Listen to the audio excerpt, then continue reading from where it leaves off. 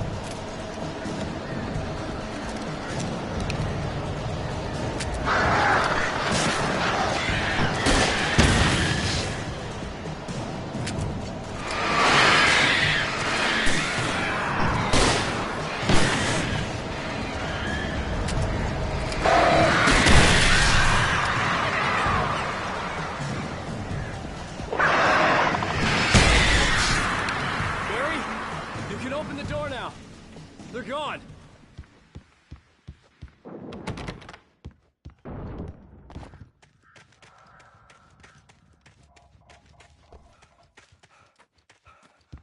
Hey, Al. I'm sorry for thinking you were having a psychotic episode, man. I sent Barry to the town to ask around about a man fitting the kidnapper's description. He'd go through the archives of the local paper. Perhaps he could learn something. Anything about the island and the cabin that had disappeared. The man wanted a manuscript. I had to try to write him one to get Alice back.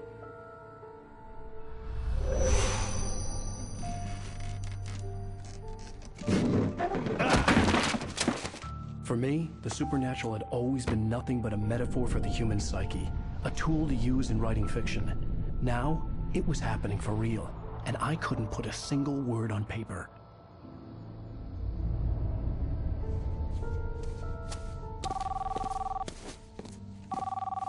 Barry Wheeler speaking. This is Rose. Rose? I found Mr. Wake's pages. Oh, you sweet, brilliant girl. Could you and Mr. Wake come get them? I live in the trailer park outside the town. We'll be there in less than an hour. I know. See you soon.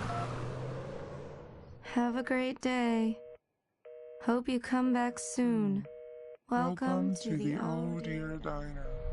Good girl.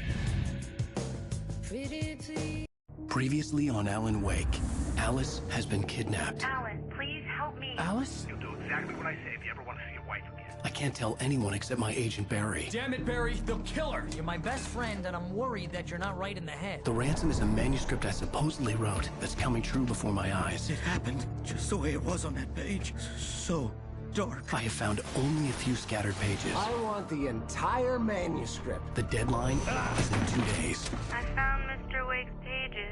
Good girl. How the hell did she get her hands on the manuscript anyway? I don't know. She's resourceful. I told you you were too hard on her. Listen, I found out all sorts of interesting stuff while I was digging around. Yeah. Mr. Wake, it's Sheriff Breaker. We have an FBI agent here, Agent Nightingale. FBI? He's anxious to see you. You'd better come to the station. Okay, I'll be right over, Sheriff. Let's make this quick, huh? Help you folks?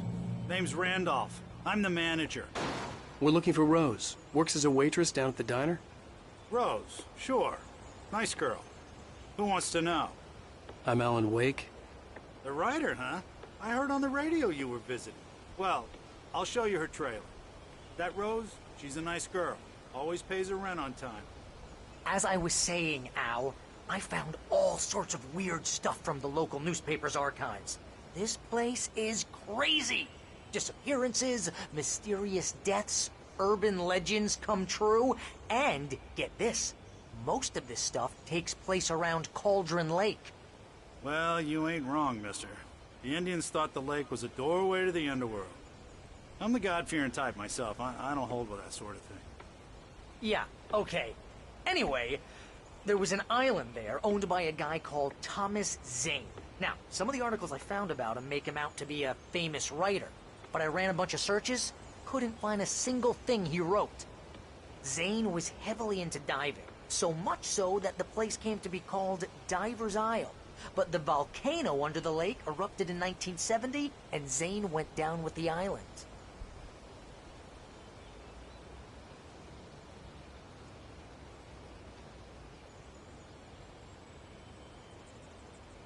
Come on, mister. I'll take you to Rose's trailer.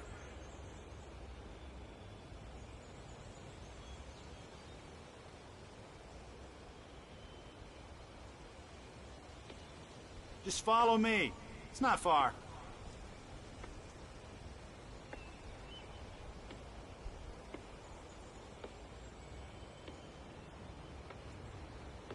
Listen, I got things to do. This place don't run itself.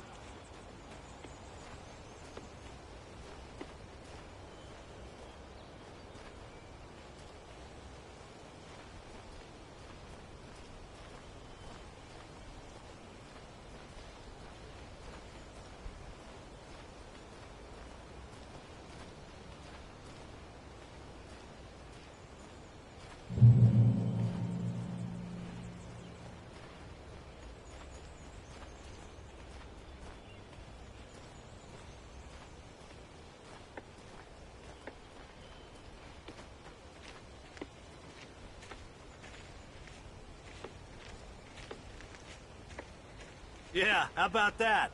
It was there in the morning, as if it had fallen from the sky. But it would take a tornado to lift something like that. We're damn lucky it didn't crush any of the trailers.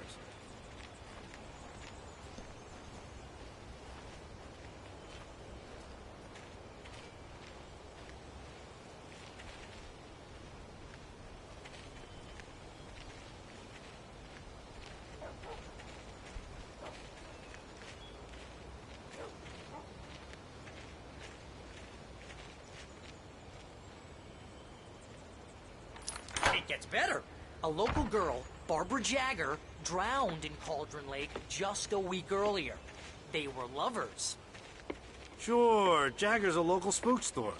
The Scratching Hag. Comes for you in the dark. Childish stuff like that. Anyway, Al, I'm just getting to the best part. All of the articles about this stuff were written by Cynthia Weaver. I asked around, and she's that crazy bag lady you met. What, the lamp lady? She can be a little loopy, but she's not homeless or anything. Yeah, anyway, she knew both Jagger and Zane before they both died, and she had some kind of a breakdown.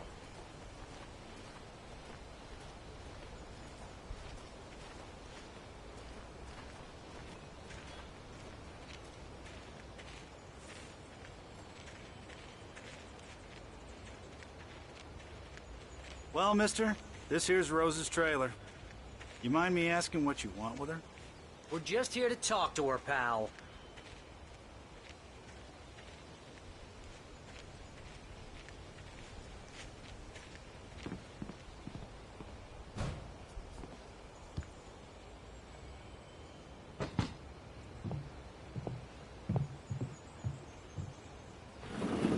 Welcome to... Oh dear, Mr. Wake. I'm so glad you're here. Rose, you have my manuscript? Oh. Oh, yes. Yes. Please, come in. Hey, This is really good.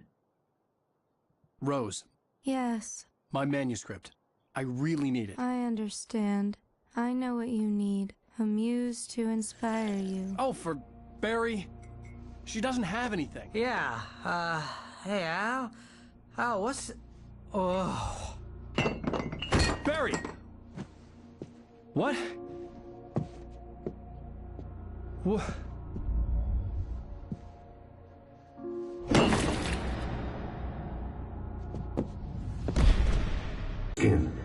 I'm too weak to stop it. You must turn the lights on.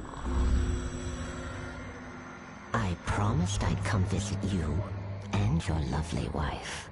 You must finish what you started. I insist. You must turn the lights on.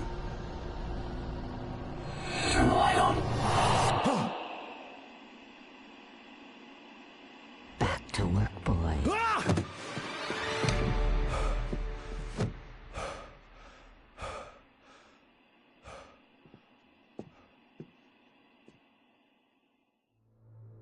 I felt nauseous, hungover. Only anger kept me going. I can't tell reality from dream anymore, but it seems I have an imaginary editor to help me. She's an old woman in a funeral dress. I call her Barbara Jagger. She's very strict. I'm writing faster and faster. My manuscript is being heavily revised. The edits are getting very aggressive, and each day there's less of me and more of her. I hate it, but I know she's right. She promises me I can save Alice this way. She knows more of this than I do. About the complex incantation I'm attempting. About this place. She's worked with another writer under similar circumstances, Thomas Zane. The genre of the story seems to be shifting. It's turning into a horror story. I'm getting close. I can feel it.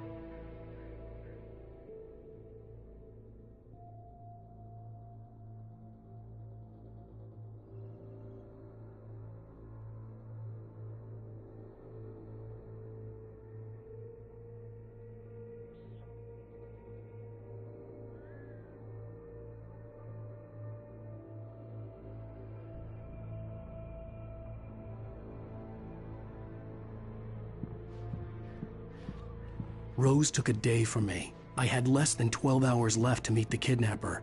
All I could do was get Barry into the car, work something out once I got on the road. Barry was out of it. He was way too heavy to carry. You're right. I deserve more money. I'm so handsome. Welcome to the Oh Dear Diner. What can I get you today? Coffee? I couldn't work up much hate for Rose. Something had used her to get to me and left its mark. First refill is free. Milk and sugar on the counter. My gun and flashlight were gone. I'd have to find a way to get Barry into the car as quickly as possible. There was no time to waste.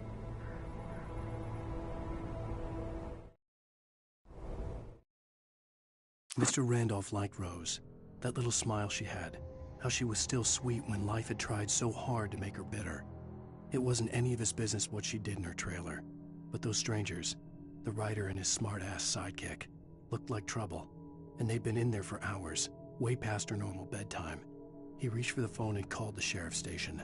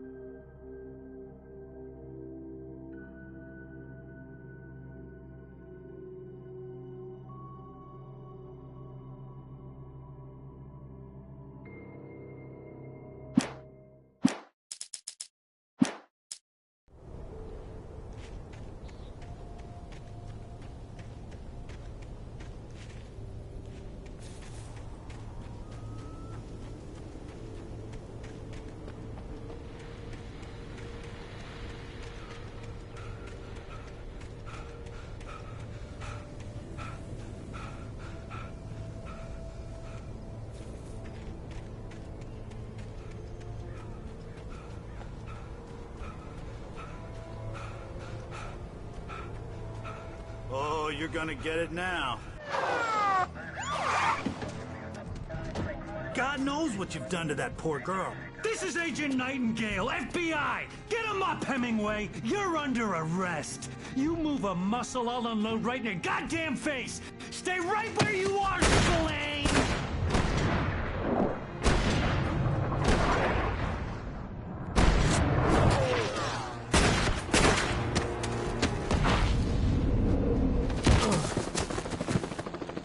What are?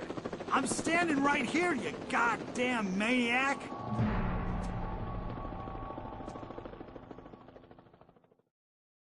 I hated to leave Barry behind, but there was no way I'd miss my appointment with the kidnapper. Give it up, Mr. Blake. Come on. Take it easy.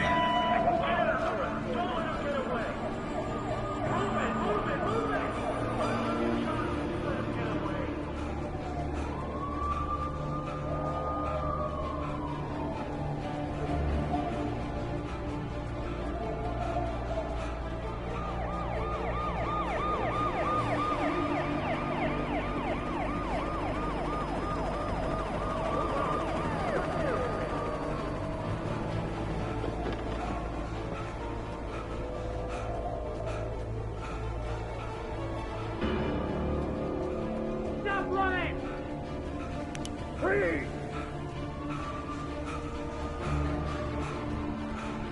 Okay, men, keep your eyes peeled. He's gonna try to make it through here.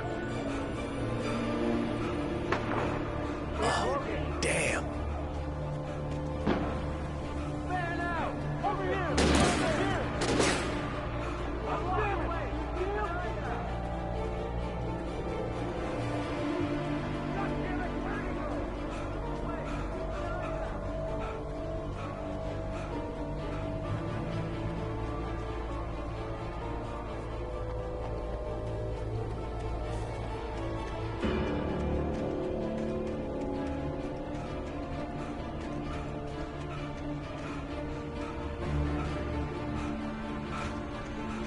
Gone!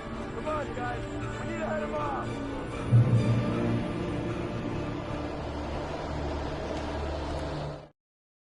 For decades, the darkness that wore Barbara Jagger's skin slept fitfully in the dark place that was its home and prison. It was hungry and in pain. It dreamed of its nights of glory when the poet's writing had called it from the depths and given it a brief, terrible taste of power and freedom. The rock stars had stirred it from the deep sleep the poet had sunk it back to in the end. When it sensed the writer on the ferry, it opened its eyes.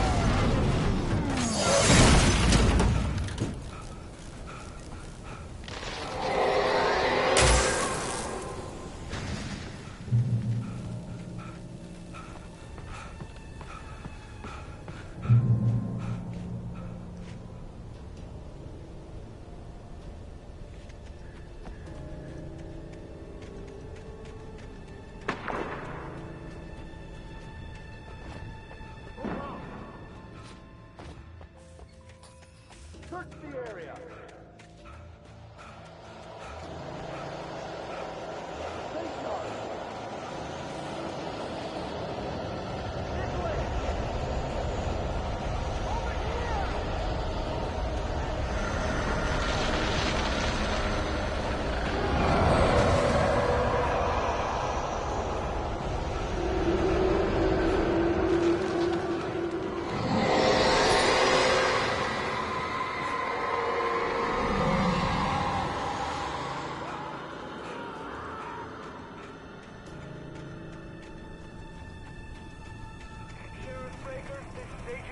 This horror was everywhere I went, circling me. The cops didn't stand a chance. They were after a writer, not a monster.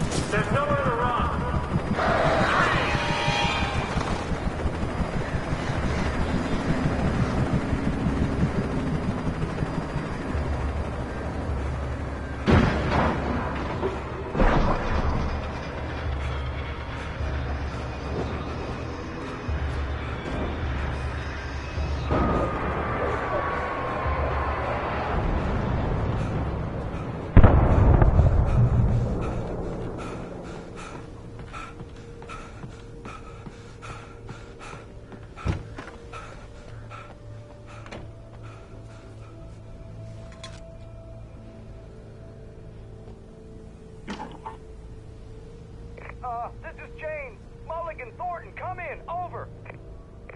Thornton here. James, we got both Wheeler and Rose in custody. They didn't put up a fight or anything. Why, they were... Hey, Mulligan, what are you doing? Come on. Sit down and give me that. James, Mulligan here. Over. Go ahead, Mulligan. Over. We got Wheeler and Rose here. Wheeler's drunk or hopped up on something. Speaking of which, that Fed had a pretty distinctive whiff of Otis Scotch about him, you know what I mean. Over. I don't have anything on that, Deputy Mulligan. Over. Well, whatever. Anyway, Rose is just being plain weird here. You better get Doc in to take a look at both. Over. Gotcha. You better get them here quickly. The, Fed's gonna want to interview Wheeler. Over. Oh, yeah, I bet he does. Looks like they have a lot in common. Mulligan out.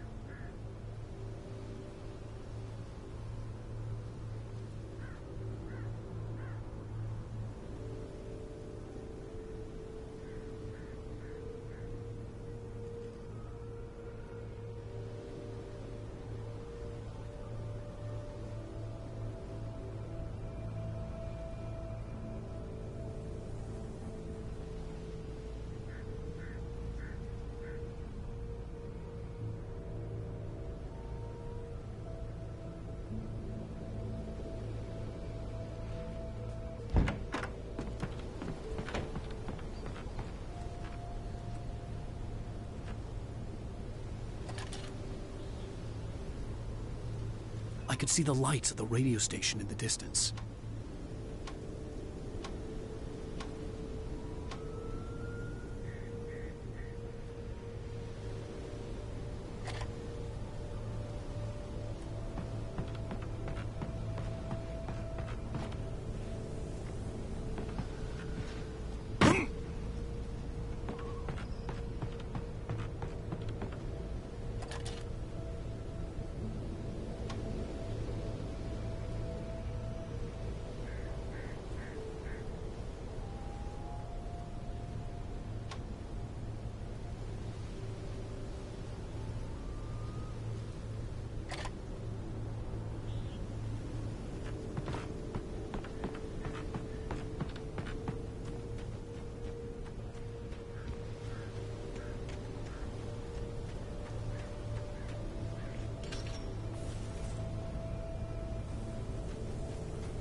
I imagined that the broadcast tower in the distance was part of the local radio station.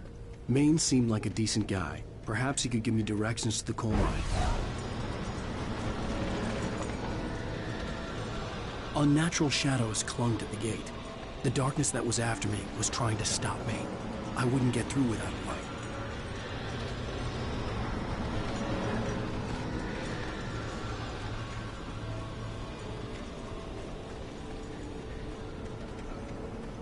There was no power to the searchlight.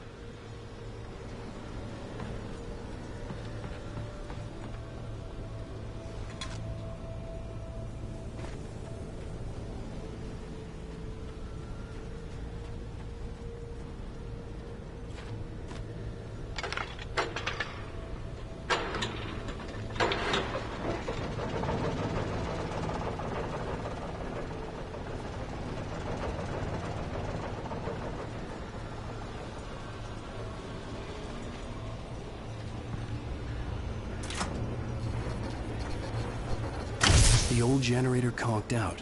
I'd have to see if I could fix it and try again.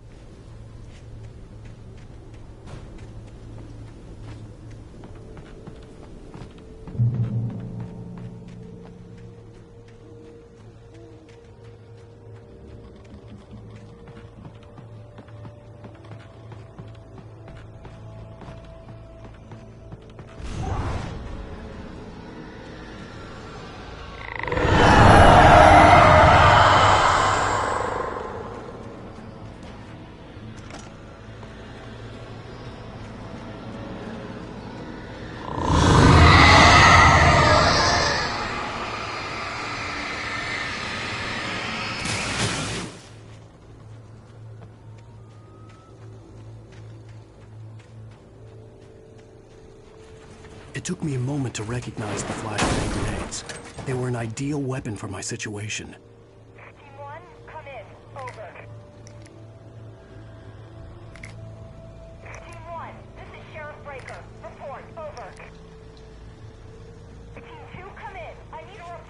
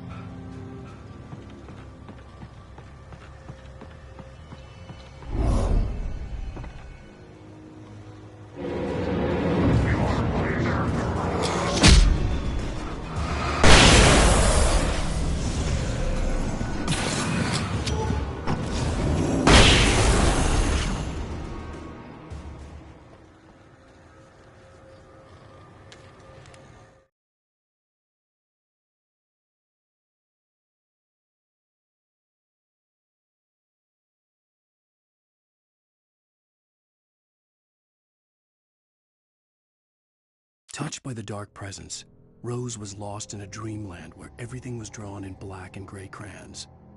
The old lady had promised her that all her wishes would come true. She would be Alan Wake's muse. She was smiling so hard it hurt her face. She crushed a bottle full of sleeping pills into the coffee. Deep down inside, she was screaming in terror.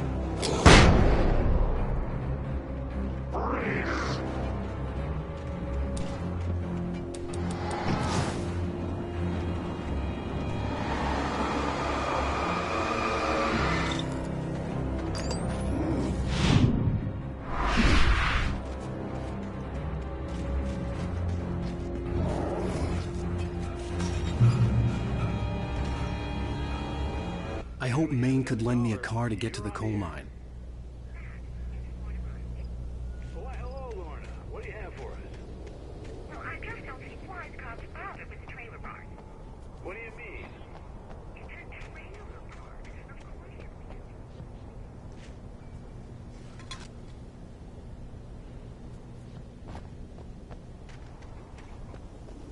Well, Let the drive sort themselves out. I'm sorry, but my granddaddy settled in Bright Falls in 1911. well, thank you very much for that compassionate viewpoint, Lorna. Oh, here's a little surprise. The famous writer Alan Wake just walked in. Folks, I'm going to see if I can talk him into an interview. Come on in, Mr. Wake. Oh, I'm so glad you could find the time to do this, Mr. Wake. Nowhere to run now, Dan Brown. You back away from me. Don't hurt it. Whoa, everyone calm down. Put the gun down. We're all friends here, right? Cool your jets, Nightingale. We got him. Judas Priest! What the hell's the matter with you? There's a civilian in there.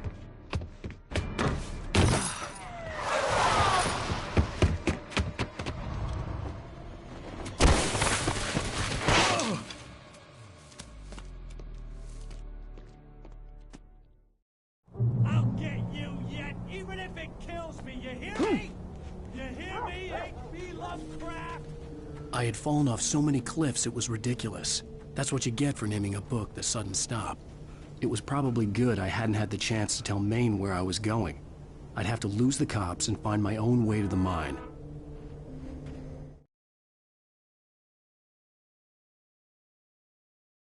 Nightingale stared through the broken studio window into the dark woods. He turned around, started to walk out, but Maine grabbed his arm. "Young man, you almost shot me. You don't shoot off rounds at people like that. What's the matter with you?" Nightingale shook his arm free, marched out. His cheeks burned with rage and humiliation.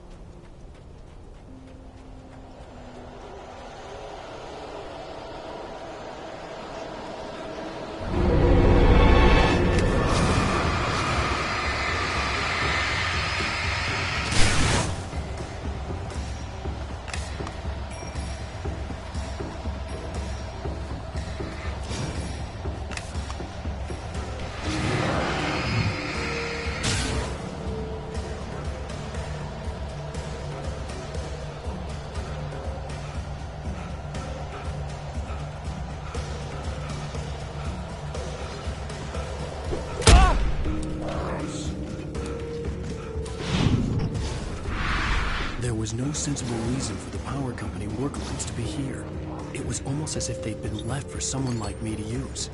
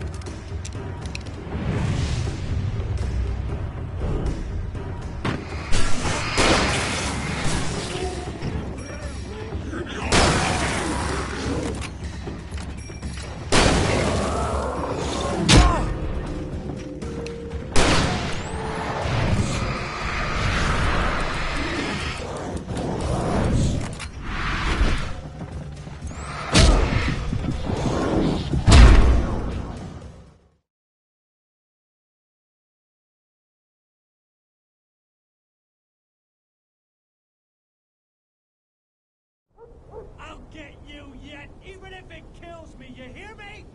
You hear me, H.P. Lovecraft?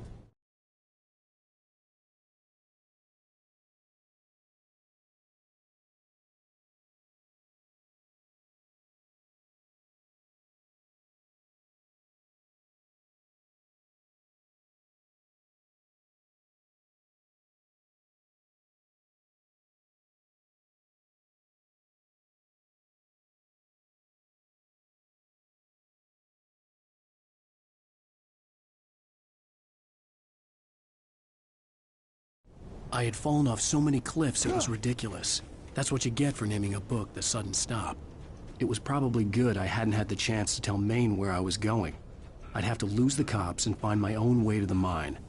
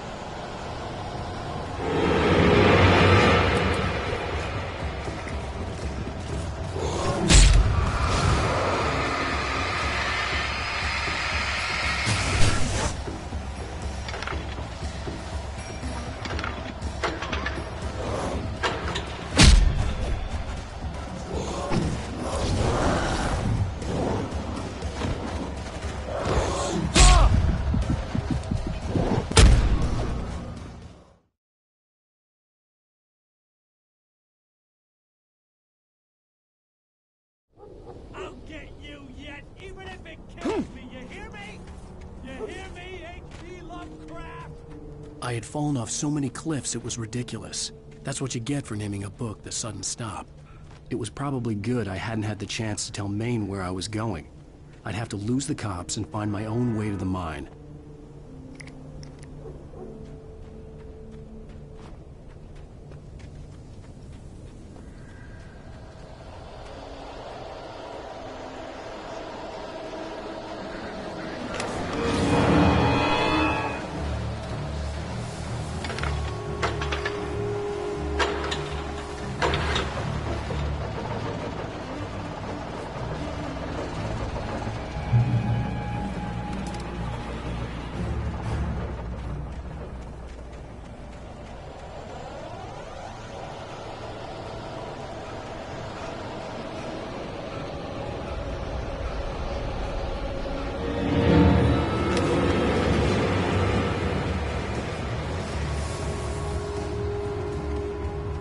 There was no sensible reason for the power company work lights to be here.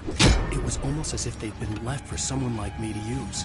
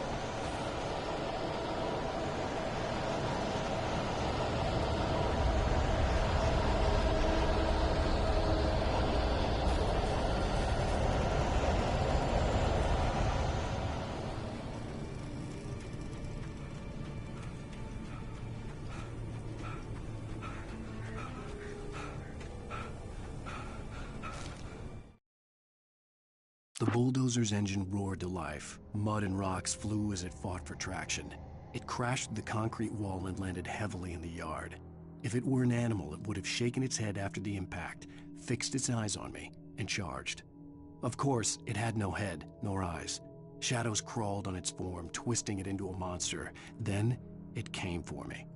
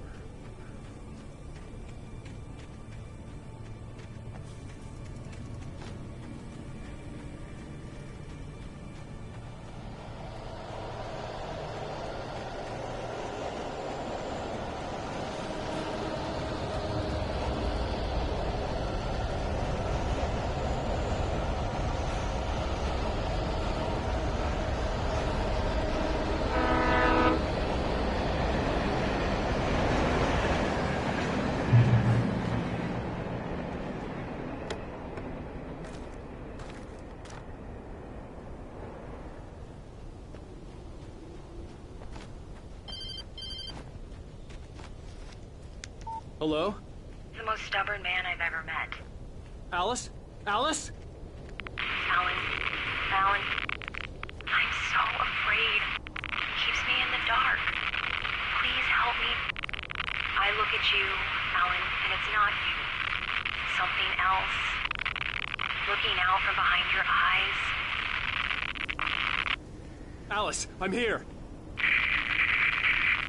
I'm so alone here. It's all gonna go to hell. You need to be careful. Cooperate. The connection had been terrible, but that wasn't the only thing that hadn't been right with the call. She sounded wrong somehow, but she had called me. The pipe wrenched itself loose from the bridge's steel framework. Wrapped in darkness, it floated in midair, twitching. For a moment, I didn't understand what I was looking at. The heavy object lurched at me with impossible force. I threw myself out of the way, but just barely. When I turned my flashlight on it, it shook in a dark rage before it flew at me again.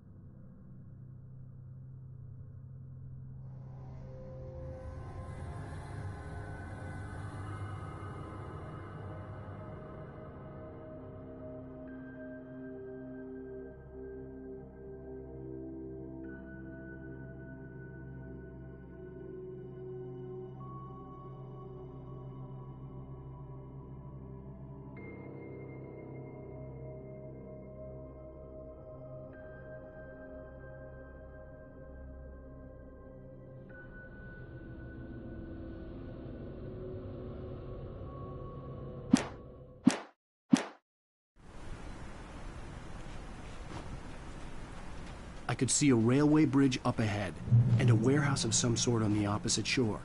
I hoped I could find a car from there.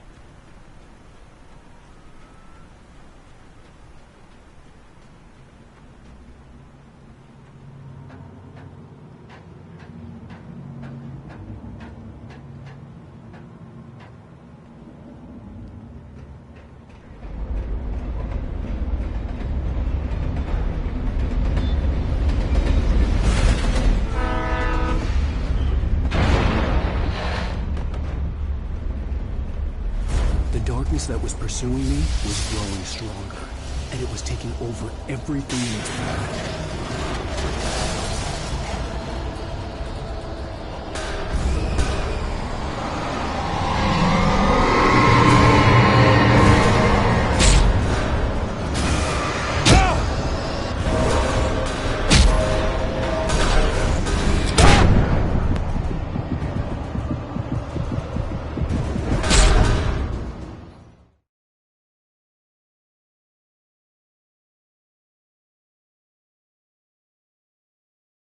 Sort on the opposite shore. I hoped I could find a car from there.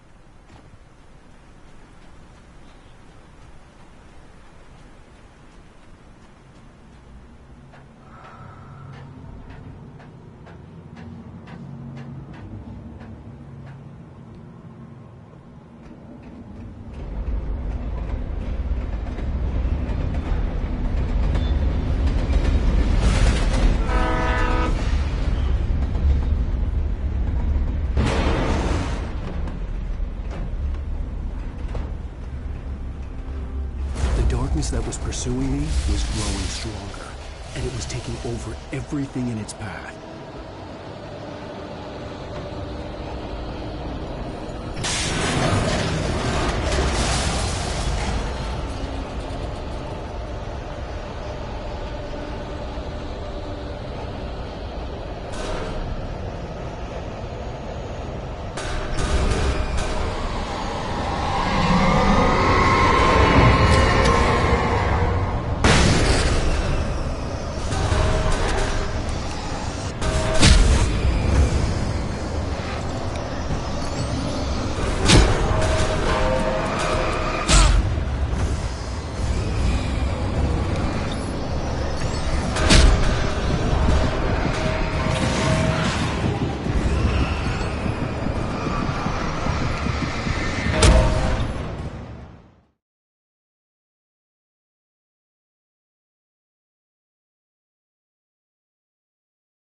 Some sort on the opposite shore. I hoped I could find a car from there.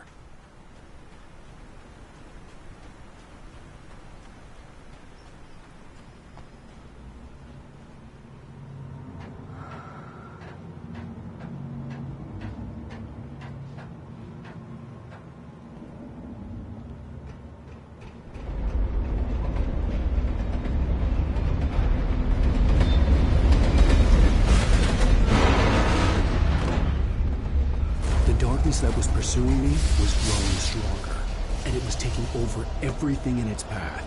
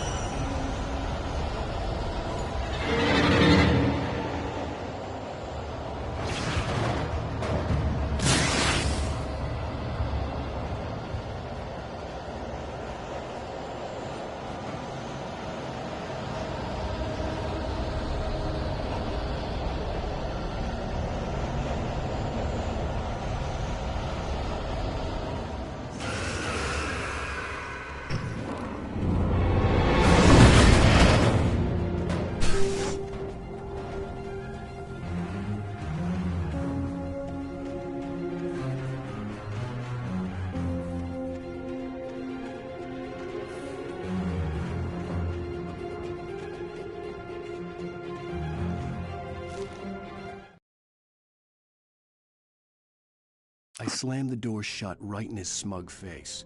He pleaded for me to open the door. True to form, the asshole actually thought I would obey.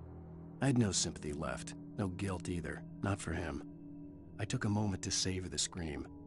I bet I had a smile on my face. It was all that I had time for. The dark presence was inside the lodge with me.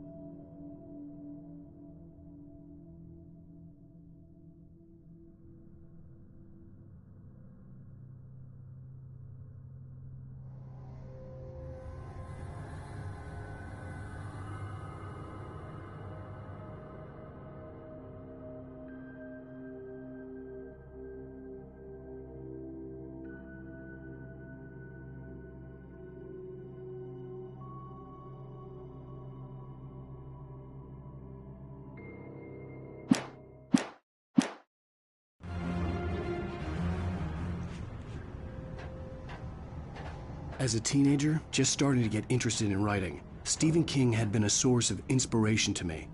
I thought about all the inanimate objects that had come to life in his books.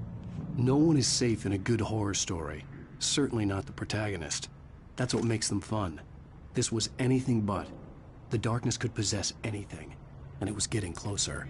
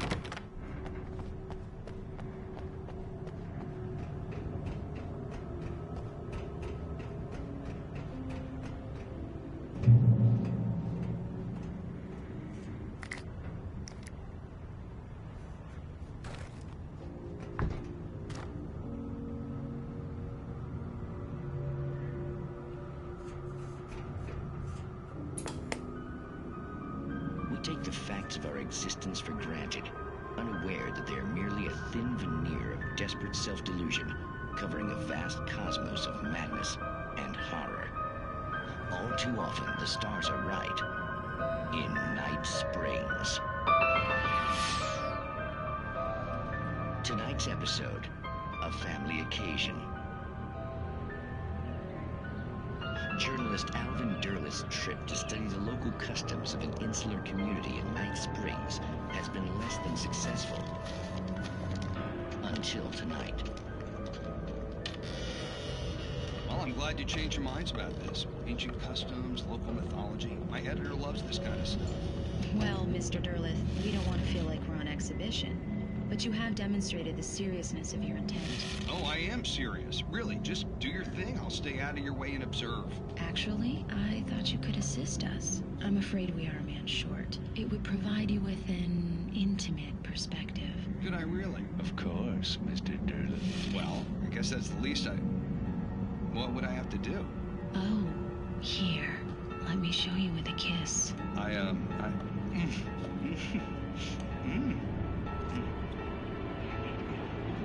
What did you...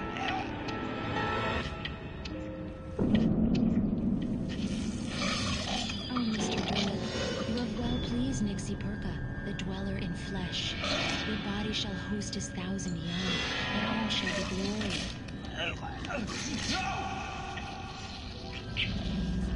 Shh, darling, be calm. Shh. Alvin Derleth learned a harsh lesson. If you go looking for mythology, it may come looking for you. And such quests always bear fruit. In Night Springs.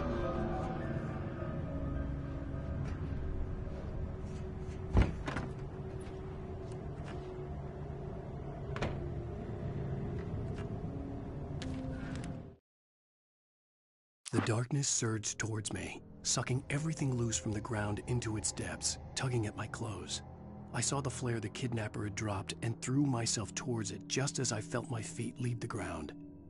The darkness embraced me with the force of a tornado. Somehow I managed to light the flare. The darkness roared and cast me away. I fell toward the dark waters of the lake far below.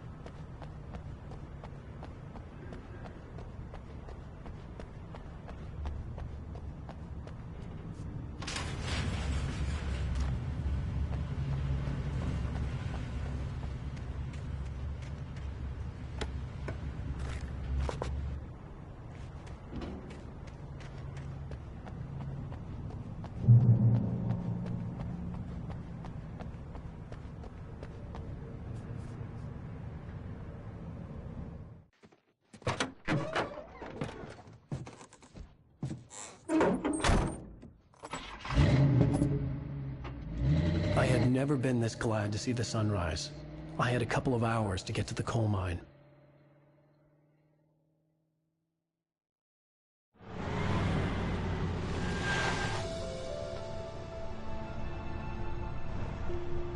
The coal mine wasn't far now.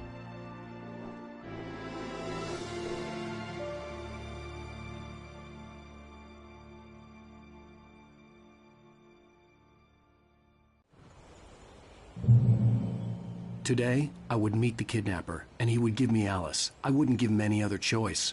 A drowning man will clutch at a straw.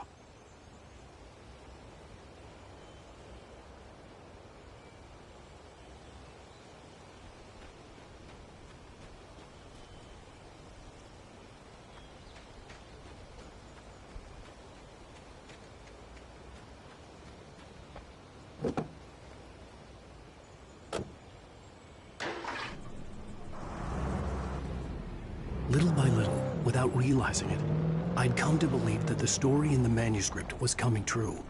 The current of its narrative had taken me deeper and deeper into dark waters. Alice had been taken from me.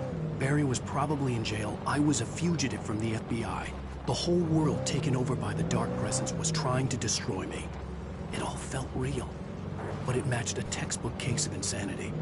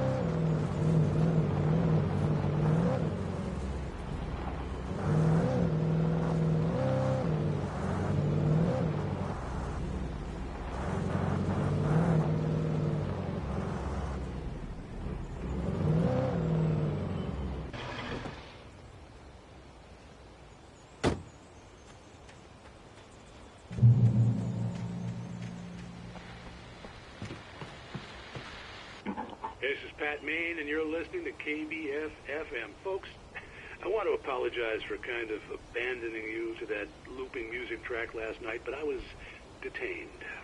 You see, I encountered a big-shot G-man with an itchy trigger finger who could use a lesson in manners and a boot in the ass. Not necessarily in that order, either. Now, folks, I know I'm not being very informative here, and I apologize for that. I really should just keep quiet, but I'm just so peeved right now, because some people just shouldn't be carrying badges. And I'm just glad that our Sheriff Breaker was there to straighten things out. And if someone I met last night is listening, let me just say, I'm sorry if my mouth got you in trouble. I'm pretty sure you're not the bad guy here. Godspeed, son. I hope you know what you're doing. Now, on a lighter note, I'll be talking to Dr. Nelson all morning. But first, a little music.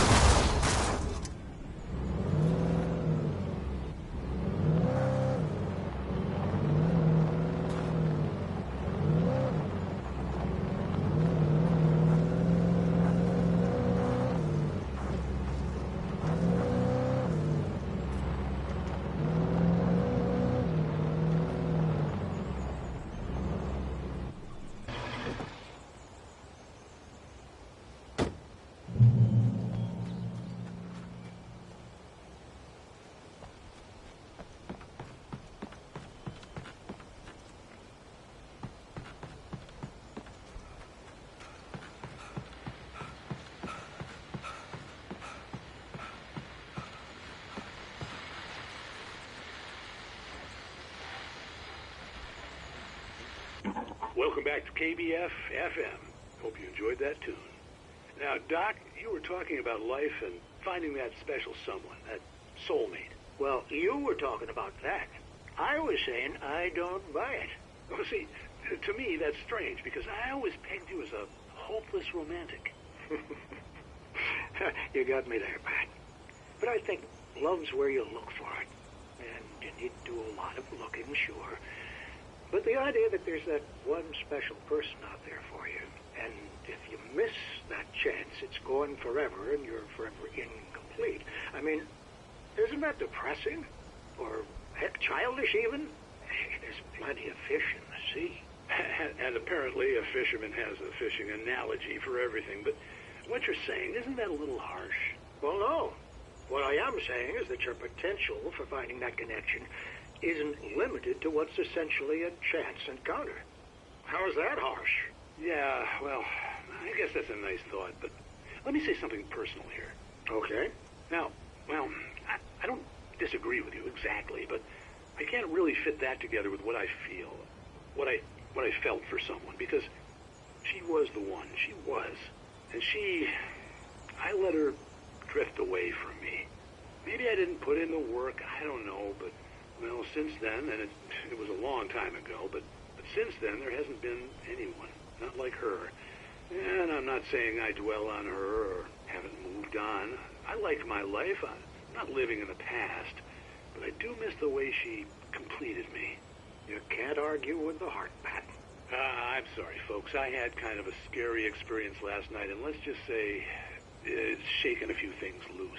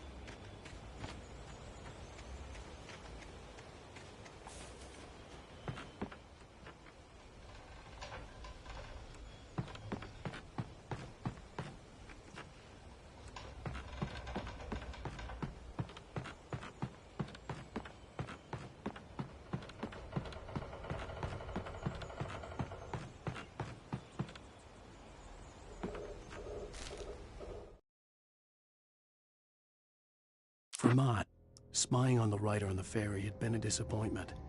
His boss had made Wake out to be something special, but Mott hadn't been impressed. He'd gotten a good long look at the wife, though, and he liked what he saw. Mott had fantasized about goading Wake into a fight, but it hadn't happened. Still, he'd get his chance to see if the writer had anything in him. He'd been promised as much.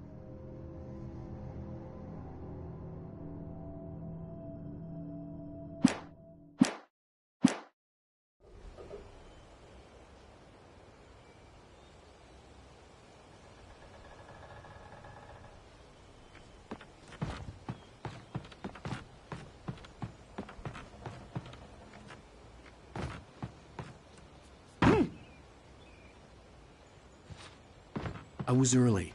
I was supposed to meet the kidnapper at noon in the main building. The coal mine was quiet. It was a museum now.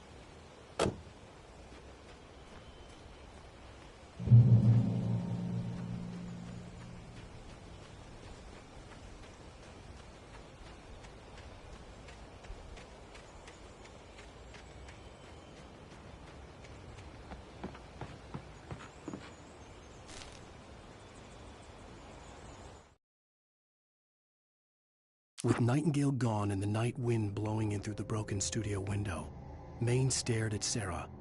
The sheriff looked away. Maine's voice shook with barely controlled anger. That boy's doing more drinking than thinking. I hope you know what you're doing, Sarah.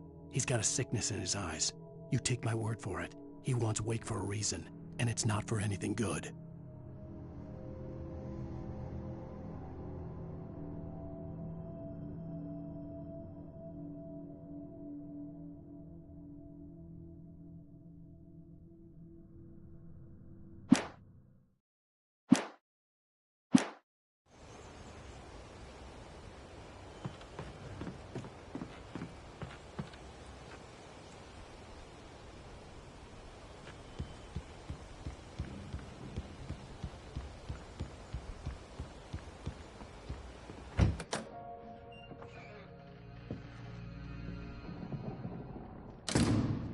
I didn't want to go outside.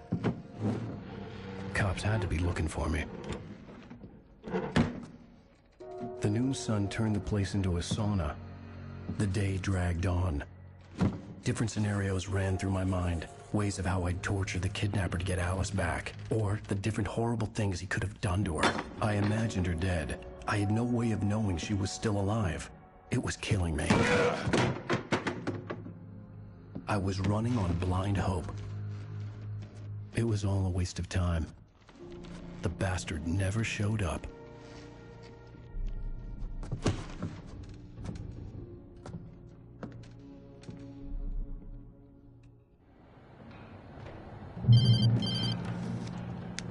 Wake! Where the hell are you? Change of plans. You know where Mirror Peak is? It's a big mountain north of where you are. You follow the path from the mine, you can't miss it. There's a lookout point there. I'll be waiting. I'm through being jerked around by you. You want to see your wife alive? Because if you do, you better watch what you say to me. Do we understand each other? I want to talk to Alice. Yeah, and I want the manuscript. Don't keep me waiting, Wake. Hello? Hello? Ah! I'm gonna kill him! I had to get to Mirror Peak.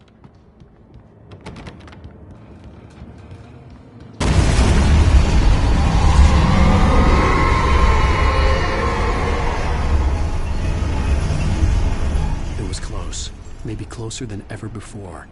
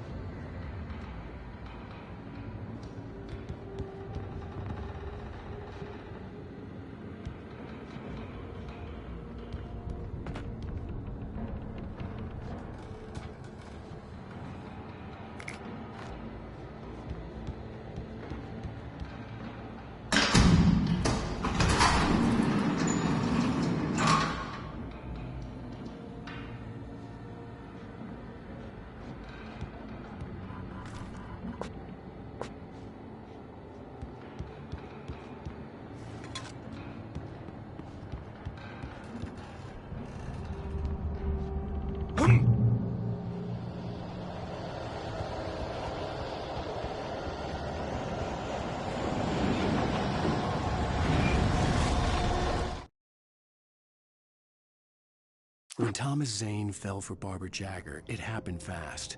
She was young, vibrant, and beautiful, full of life. He had never been a very happy man, and without any seeming effort, she had changed all that. Zane felt good for the first time in his life. Everything she did was another piece of a jigsaw puzzle he hadn't even known he'd been missing. And best of all, she made the words flow, strong and sharp. She was his muse.